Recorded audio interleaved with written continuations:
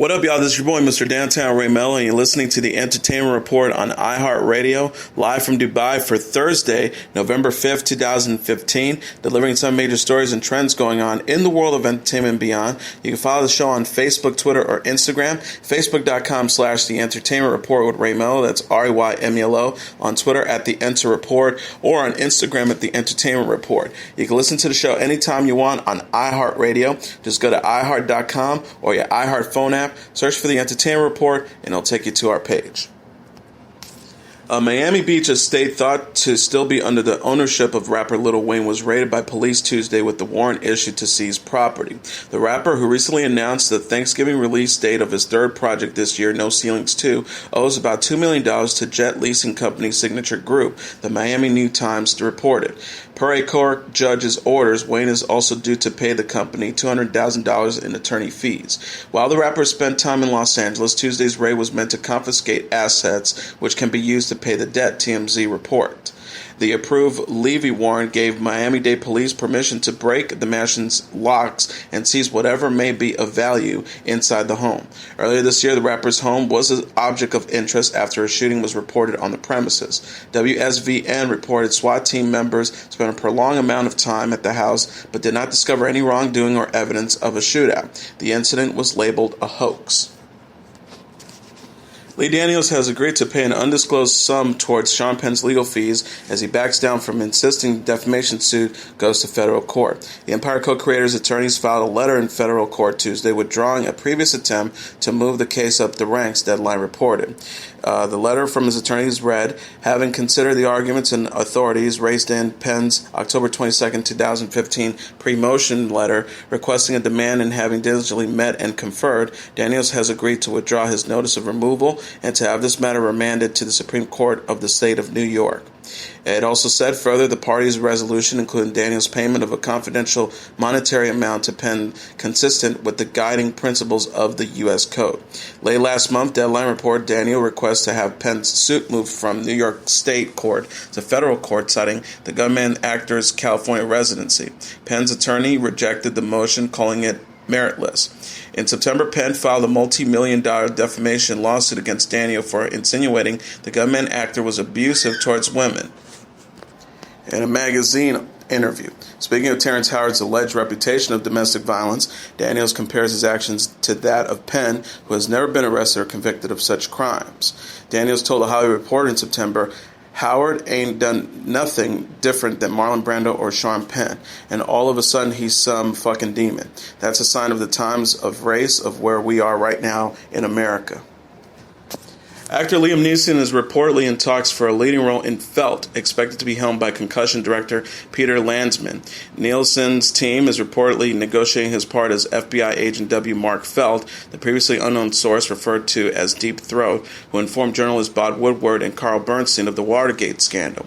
No official agreements have been made as of now. Deadline reported Tom Hanks, Juliana Scott, Ridley Scott, Gary Goetzman, and others will produce Felt, financed by Mad River Pictures, Scott Free Productions, Playtone, and Carl Films. Filming is scheduled to begin in March. Felt, described as a spy thriller, will center around the secretive FBI agent of the same name whose true identity wasn't revealed until 3 decades after Watergate was publicized. Variety reported the project will be the second between director Peter Landsman, Juliana Scott, and Ridley Scott after the upcoming Will Smith flick Concussion. Concussion will make its first bow in theaters Christmas Day. Oscar winner Eddie Redmayne recently posted as Newt Scamander for Entertainment Weekly. The 33-year-old English actor debuted his look in a cover shoot for the It magazine's November 13th issue. Redmayne will play the yet unexplored Harry Potter character in the forthcoming prequel, Fantastic Beasts and Where to Find Them. The image features Scamander with his briefcase in the Magical Congress of the United States of America, the U.S. version of the Ministry of Magic. The photos were shot in the historic Woolworths building in New York. In the Harry Potter universe, Scamander is the author of the textbook Fantastic Beasts and Where to Find Them. He does not factor in the Harry Potter books or movies, and the film adaptation will take place 70 years before Harry's story begins. Fantastic Beasts and Where to Find Them is directed by Harry Potter veteran David Yates and opens in theaters November 18, 2016. The movie will also co-star Catherine Watterson, Alison Sadal, Dan Folger, and Colin Farrell, and revealed its logo Tuesday. The Harry Potter film series concluded in 2011 and earned a combined combined $7.7 billion. Redmayne is known for starring in Les Miserables and The Theory of Everything, which he won an Academy Award for Best Actor, and will next appear in The Danish Girl with Alicia Vikander and Amber Heard. Secret in Their Eyes released an intense new trailer starring Julia Roberts on Wednesday. The 40-year-old actress portrays Jess, an FBI investigator whose teenage daughter is murdered. The preview sees the character and her partner Ray, played by Chiwetel Ejiofor, renew their search for the killer years later, albeit with increasingly unsanctioned techniques. Secret in Their Eyes is based on the Ewalo Sacheri novel La Pregunta de sus Ojos, which was previously adapted into an Academy Award-winning Argentinian film.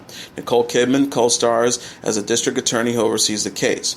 Captain Phillips' screenwriter Billy Ray directed the movie, which opens in theaters November 20th. Ray previously told Yahoo Movies it was a privilege to work with Roberts and Kidman, who are both Academy Award-winning Best Actress winners. He said, "There was enormous respect, great camaraderie, and in my opinion, a very healthy kind of athletic level of competitiveness. They both had such a regard for each other, and they both wanted to do their best because the other was in the movie." The first trailer for Spike Lee's new film, Chirac, Amazon Studios' first original film, is out. The film debuted in theaters on December 4th and later on Amazon Prime. The trailer shows a sharply dressed Samuel L. Jackson welcoming viewers to the story of a woman named Lystrata, who leads a sex strike in Chicago to rally against gun violence in the black community. The film is a modern take on the Greek comedy of the same name. The movie stars Nick Cannon, Wesley Snipes, Angela Bassett, Dave Chappelle, Jennifer Hudson, and more. The lead role is played by Mad Men actress Teyana Paris. The film has been criticized for its comparison of Chicago to Iraq through the film's title. Chicago Mayor Rahm Emanuel said he did not approve of the title, but believes the film's subject has been ignored for too long and needs to be discussed. The film's trailer opens with the statement that homicide counts in Chicago have trumped the deaths of special forces in Iraq. Brooks Ayers has come forward with written proof of his cancer diagnosis after months of skepticism by the cast of The Real Housewives of Orange County and others. In a two-part interview with E! News, the former boyfriend of cast member Vicky Gunnarsson shared past bills from receiving treatment for non-Hodgkin's lymphoma. One chemotherapy treatment was shown to cost over $30,000. He told the interview, "I'm not going to say I'm in remission. That's not going to be the case until my numbers have normalized." And that's the word that was used to me. Years of skepticism regarding Ayers' condition stem from rumors and conversations between ex-girlfriend Gunnarsson and others from Real Housewives of Orange County. During Sunday's reunion show, Gunnarsson asserted that although she defends Ayers, her gut told her he was lying about his cancer. Ayers said regarding Gunnarsson's comments, "She gets backed into a corner, she says one thing, and then when she's with the other person. She just did that with me at the reunion. She said, I believe he doesn't have cancer." During Sunday night's reunion, an apparent copy of Ayers' cancer report was accused as fraudulent, pushing Gunnarsson to give up. She told her cast members and host Andy Cohen, "I don't have any proof that he doesn't have cancer, and he won't give me enough proof that he does. I've been busy with my business and this big house, and I'm like, there has to be truth in this stuff." Kandi Burruss revealed she is expecting a baby boy with husband Todd Tucker in an interview on the Ricky Smiley Morning Show on Wednesday. The 39-year-old star told the radio program she and Tucker were definitely hoping for a son, but said they haven't chosen a name yet. She wrote on Facebook, "Thanks, love, for supporting me through this difficult journey. Yeah, I've been there to uplift me during trying times. I've turned to you in the middle of the night with jokes and we laugh. Y'all are fam, and I'm happy to share the sex of #BabyTucker." Burruss and Tucker have been together since 2011 and married in April 2014. The reality star is also mother to 13-year-old daughter Riley with ex-boyfriend Russell Spencer, while Tucker is dad to daughter Kayla from a previous relationship. Burruss and her husband struggled to conceive and were thrilled to announce they are expecting in July. The reality star missed the Real Housewives of Atlanta star's recent trip to Jamaica, but confirmed Nene Leakes' return while filming. The star revealed she ain't gone. Apparently she came back on the trip. We had a couple of people to come back. Sherry Whitford came back. Danny came back. I think this year is kind of crazy because we have a lot of faces reappearing.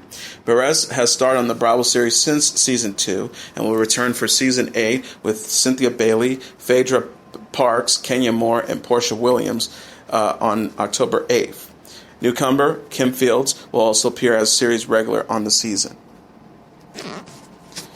Trevor Noah took Wednesday night off from The Daily Show after undergoing emergency surgery earlier this morning. Comedy Central revealed the South African comedian is recovering from a successful appendectomy, assuring viewers the freshman host will return to his chair Thursday.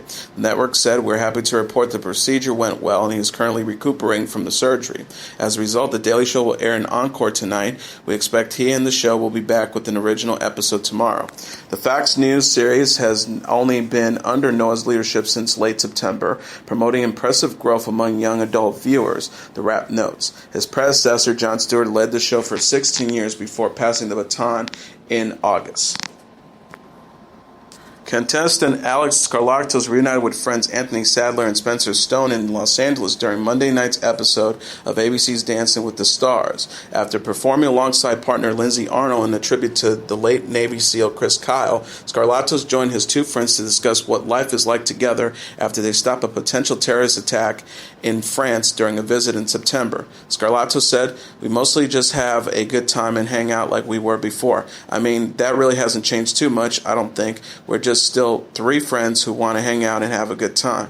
The Oregon native and National Guardsman shared with People his vision for honoring Kyle, the inspiration behind American Sniper, saying he wanted the dance to represent him and his wife, Taya. Skarlatos said, "I really want to have the choreography represented what he and his wife went through when he came back from deployment. He talks a lot about his relationship with his wife in the book, and we really just tried to portray that. It made the dance really special." Skarlatos, Sadler, and Stone were hailed as heroes in September when they worked together to subdue a planned terrorist attack inside a French subway train. The three young American friends had been vacationing in Europe at the time. Along with the British citizen who helped them, the men were presented with France's highest honor in August for foiling the attack. Last month, Stone was stabbed in the chest on a street corner in California. Comedian Rebel Wilson opened up about why she refused to present a Video Music Award alongside Kylie Jenner and Kendall Jenner when asked to do so earlier this year. During an interview with Kyle and Jackie O on Kiss FM Wednesday morning, the Pitch Perfect 2 actress said she refused not because she hates any particular member of the Kardashian-Jenner clan, because it's everything they stand for is against everything I stand for. She said to the radio host, "They're not famous for talent. I've worked really hard to get where I really worked really hard to get where I am."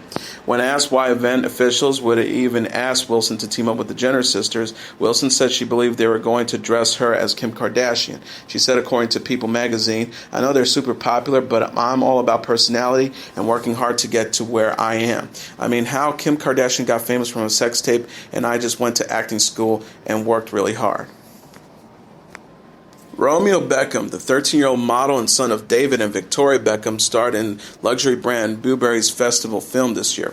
The short film made its debut at the brand's flagship store in London at a holiday-themed event hosted by Elton John and the company's CEO Christopher Bailey, Vanity Fair reports. This year's campaign also features cameos by John, Naomi Campbell, James Corden, Michelle Dockery, George Ereza, Rose Huntington-Whiteley, and Julie Walters as an ode to the 15th anniversary of the movie Billy Elliot.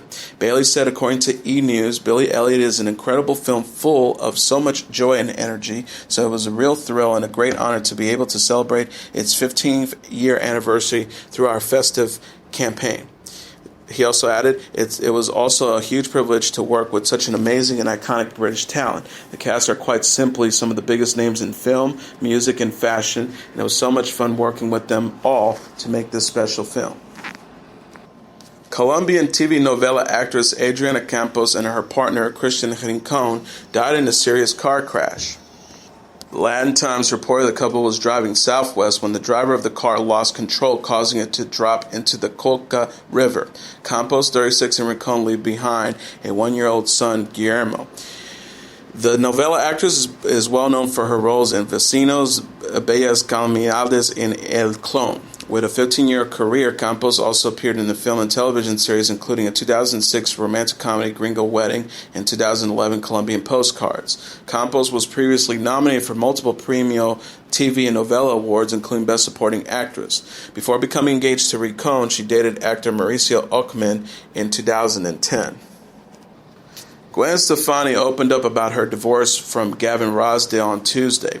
The 46-year-old American singer discussed her split from the 50-year-old English musician in an interview On Air with Ryan Seacrest. Stefani filed to end her marriage in August, and the divorce was finalized in October. She revealed, "My life blew up in my face in February, the day after the Grammys. What I will tell you is that I was married for a long time, and now I'm not, and it's a shock." The singer agreed with Seacrest that it was an abrupt moment that led to the breakup. Stefani and Rossdale married in September 2002 and shared 3 sons, 9-year-old Kingston, 7-year-old Zuma, and 20-month-old Apollo. The singer has since been linked to country star and fellow The Voice judge Blake Shelton, who split from his wife Miranda Lambert in July. She said of the dating rumors, "I think NBC did that. 2 divorced people at the same time. I'm not going to answer that. I think he's hot, don't you? But to be super honest, it's kind of crazy. We both went through the same thing at the same time." Stefani and Shelton cozied up at Hollywood parties over the weekend, but the singer told Carson Daly she and the country star are just trying to have fun Monday. The Voice host said he wouldn't confirm the rumors, even if he knew something, Wednesday on the Today Show. Some of country music's biggest stars stepped out Wednesday night for the 49th Annual Country Music Association Awards at the Bridgestone Arena in Nashville, Tennessee.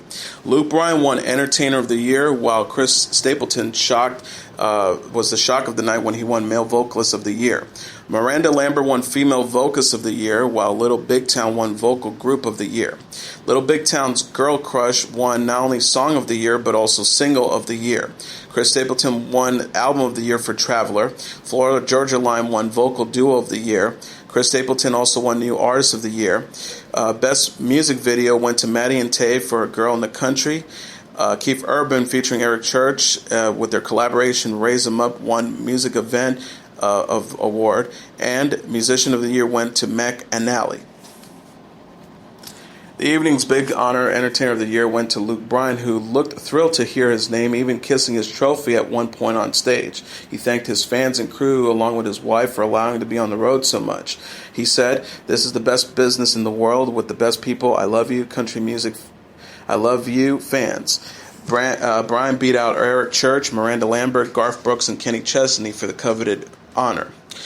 Single of the Year, the first award handed out during the telecast, went to Little Big Town for their smash hit Girl Crush. The group noted, "I don't think we're ready for this." Karen Fairchild pointed out about how the song is about being brave and being bold, before thanking country radio for embracing the single. It wouldn't be the group's only trophy of the night. Girl Crush also scored Song of the Year, and Little Big Town snagged Vocal Group of the Year. Chris Stapleton took the stage 3 times to swoop up trophies for Male Vocalist of the Year, New Artist of the Year, and Album of the Year. He says, "I don't know what to say, I don't know what to think," appeared surprised by the album's win for Traveler. Though it was his acceptance speech for Male Vocalist of the Year that really resonated. Sounding on the verge of tears, he opened up about the death of his father and gave a shout out to his wife for pushing him to be the best he could. He said, "This is an unbelievable thing to me, and I'm not going to take it lightly." Sounds like his fellow country stars won't either.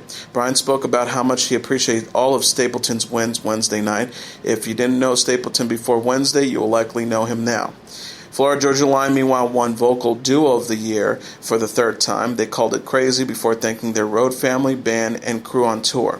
Lambert took home her 6th Female Vocalist of the Year honor. Upon hitting the stage, the singer said she would keep her speech short, noting how much she appreciated the award. She said, "I need a bright spot this year," likely referring to a high-profile divorce from Blake Shelton. She then praised the evening's stellar performance by Stapleton and Justin Timberlake. "I'm going to go home and practice," she said. Co-hosts Carrie Underwood and Brad Paisley kicked off the evening with a taped and quite silly Star Wars spoof. Right after that, Hank Williams Jr. and Eric Church got the music rolling with a live rendition of Are You Ready for the Country, followed by a performance by John Mellencamp and Keith Urban, who duetted on Mellencamp's 1983 song Pink Houses. Underwood and Paisley generated plenty of laughs during their live opening. The duo started out with the little number about what a crazy year it's been, in which they sang about all the cray-cray things that have happened, from Donald Trump leading in the polls to the Ashley Madison scandal and the Josh Duggar controversy. They called out Luke Bryan, dubbing him Luke's stage faller for his epic stage flops. And not surprisingly, the pair mentioned the many high-profile celebrity splits this year, ending with the biggest one of them all. thought it would be Shelton and Lambert, didn't you? Well, instead they cited Miss Piggy and Kermit the Frog, who also broke up this summer. Paisley then said a casual hello to Shelton as the camera panned to him in the audience. On a completely unrelated topic, howdy Blake. Sheldon, who confirmed Wednesday that he's dating his Voice co-star Gwen Stefani, laughed. He was all smiles. Gigi Hadid and Joe Jonas have reportedly broken up. Sources have confirmed to People magazine that 20-year-old model and 26-year-old singer split due to conflicting schedules, but the pair remain friends. The source said Joe and Gigi's relationship recently ended. Nothing serious happened. It wasn't a dramatic breakup. It was just hard to make it work with their schedules. They will definitely remain friends. Hadid has been linked with Joe since June and then made their first appearance as a couple at the U.S. Open Tennis Championships on September 8th. They made their first red carpet debut at the Global Lime Alliance inaugural gala in October to support Hadid's mother, former Real Housewives of Beverly Hills star Yolanda Foster. Jonas first asked out Hadid when they were teenagers back in 2010. Hadid shared during a Periscope Q&A in September, "We actually have been friends since I was like 13. We met at a Grammys and he asked me to a baseball game and I said no. It was literally because I was like so nervous I didn't even know what it meant to hang out with the boy." She also recalled, "I didn't have my phone with me, and I don't think he did either because we were at the Grammys, and so he wrote his number on a piece of paper and gave it to my mom. And then we became friends ever since. Now we're more than friends." Recently, Hadid earned the right to walk on the runway during Victoria's Secret's fashion show after an emotional audition that left the model in tears. Rick Ross's fiancée Leah Mercer slammed cheating rumors on Twitter. The 22-year-old model, aka Laura Galore, took to social media site Tuesday amid reports she and the 39-year-old rapper and Maybach Music Group founder have ended their engagement. She wrote, "I've never even met Wiz Khalifa ever. Amber Rose is one of my best friends, and Ross has my heart. Please stop with the fake stories and let me be happy. Thanks, scratching my head." Sources told TMZ the couple called off their wedding after a major blowout and that Mercer had to move out of Ross's home. The rumors followed speculation the model was involved with Khalifa, Rose's estranged husband. Ross and Mercer have been together since the spring, and the rapper proposed with an 11-carat $350,000 ring in September. The pair looked happy just days ago in a candid snapshot the model shared on Instagram. Ross last debuted Hood Billionaire in November 2014. He will release his 8th studio album, Black Market, on December 4th, and told Billboard the record will feature him on a higher intellectual level, just discussing a different array of things. Serena Williams has proven she is a hero on and off the court. The tennis great shared on social media Wednesday a harrowing story of how she stopped a would-be theft from getting away with her phone. The incident took place Tuesday night, as Williams described in a lengthy Facebook post accompanied by a fitting photo of the star athlete dressed up as Supergirl. As the story goes, Williams was enjoying dinner with a few friends, including fellow tennis star sister Venus Williams, when suddenly a suspicious man ran off with her phone. Williams posted, "I was sitting enjoying some Chinese food, delicious may I add, and this guy stands next to me. I was only two of us sitting at a 4-person table just chatting like we have not seen each other in years. Anyways, I digress. So this guy was standing next to me, and something I had now dubbed it my superhero moment since told me to watch him. My phone was sitting in the chair, but I just didn't feel right. He was there too long. Is he a customer? I thought, is he waiting on the bathroom? Nonetheless, I tried to shake this eerie feeling. However, I kept watching him from the corner of my eye. That's when, least expected, lo and behold, this common petty theft grabbed my phone and swift left. It was then that Williams' superhero instincts kicked in as she hunted the culprit down, utilizing her athletic training in the process. She continued, I jumped up, weaved my way in and out of the cozy restaurant, leaping over a chair or two, and chased him down. He began to run, but I was too fast. Those sprints came in handy. I was upon him in a flash. She also added, in the most menacing yet calm, no-nonsense voice I could muster, I kindly asked him if he accidentally took the wrong phone. He stumbled onto his words, probably not expecting this to happen, while he was thinking of the right thing to say, and eventually he says, gosh, you know what I did. It was so confusing in there. I must have grabbed the wrong phone. The thief then quickly realized he had stolen from the wrong person and promptly returned the stolen property. As Williams returned to the restaurant, she received a hero's welcome and a standing ovation. Williams ended her story wanting women to learn from her experience and to always stand up for what's right. She said, "I just showed every man in there I can stand up to bullies and other men. It was a win for the ladies. Just because you're a lady, don't be afraid to step up to any challenge and not be a victim, but a hero." And now here's the top 10 songs on the Billboard Hot 100 singles charts for the week of November 14th.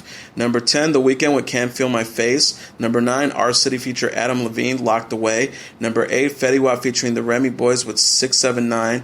Number 7, Taylor Swift with Wildest Dreams. Number 6, Shawn Mendes with Stitches. Number 5, Justin Bieber with What Do You Mean. Number 4, The Weeknd with The Hills. Number 3, Drake with Hotline Bling. Number 2, Justin Bieber with Sorry. And the number 1 song on the Billboard Hot 100 singles charts for the week of November 14th, Adele with Hello. And now let's look back at what happened on this date in entertainment history. On this date in 2007, members of the Writers Guild of America East and the Writers Guild of America West, labor organizations representing television, film, and radio writers, go on strike in Los Angeles and New York after negotiations break down with the Alliance of Motion Picture and Television Producers, a trade group that represents TV and film producers in the United States, including CBS, NBC Universal, Walt Disney Company, Paramount Pictures, News Corp, Sony Pictures Entertainment, MGM, and Warner Brothers. The strike caused production to shut down on more than 60 TV shows and resulted in a loss of $3 billion by some estimates to the Los Angeles economy alone. The strike's key issues include the writers' demand for a larger share of DVD revenues and payments for films and TV shows distributed over the internet and other forms of new media. Late-night talk shows, which use Guild writers, were immediately affected by the strike and went into reruns. Production also shut down many primetime comedies and dramas. However, some had stockpiled completed programming and were able to avoid going straight into reruns. After a series of stalemated discussions, leaders from both sides eventually reached a tentative agreement, and on February 12, 2008, WGA members voted to end the strike and go back to work. The strike officially ended on February 26 when WGA members overwhelmingly approved a new 3-year contract with the AMPTP. The impact of the writers' walkout was felt across the entertainment industry, from actors to caterers to editors to set designers to animal wranglers. According to the Los Angeles Times, the chief economist for the Los Angeles County Economic Development Corporation estimated the strike resulted in a loss to the local economy of more than $3 billion. The Times article stated of that total, an estimate $772 million came from lost wages for producers and production workers, $981 million from the various businesses that serve the industry, including caterers and equipment rental houses, and $1.3 billion from the ripple effects of consumers not spending as much time at retail shops, restaurants, and car dealers.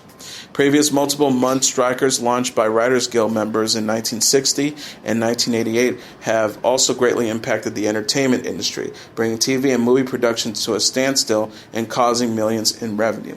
And that is your entertainment report for Thursday, November 5th, 2015. I'm your host, Mr. Downtown Ray Mello. I'll be back tomorrow to deliver some major stories and trends going on in the world of entertainment and beyond. You can follow the show on Facebook, Twitter, or Instagram, facebook.com/The Entertainment Report with Ray Mello. That's RYMELO. On Twitter at The Enter Report, or on Instagram at The Entertainment Report. You can listen to this episode or any previous episodes of The Entertainment Report anytime you want on iHeartRadio. Just go to iHeart.com or your iHeart phone app. Search for The Entertainment Report, and it'll take you to the page. Good night, and God bless you all.